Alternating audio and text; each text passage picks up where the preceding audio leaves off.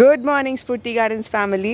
చూడండి, మన జామ్ చెట్టుకి ఆల్మోస్ట్ ఆ పెద్ద కాయ వచ్చిందని చెప్పాను కదా, ఇది చూసారా? అసలు ఆల్మోస్ట్ ఇదే ఒక 1/2 కిలో ఉంటుంది.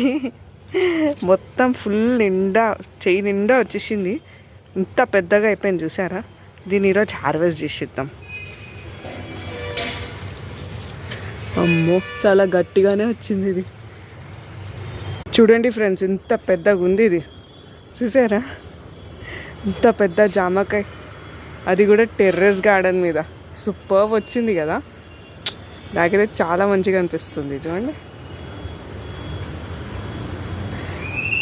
అలాగే ఇంకా జామకాయలు కూడా ఉన్నాయి, ఇంకా చిన్న చిన్నగా ఉన్నాయి ఇవన్నీ.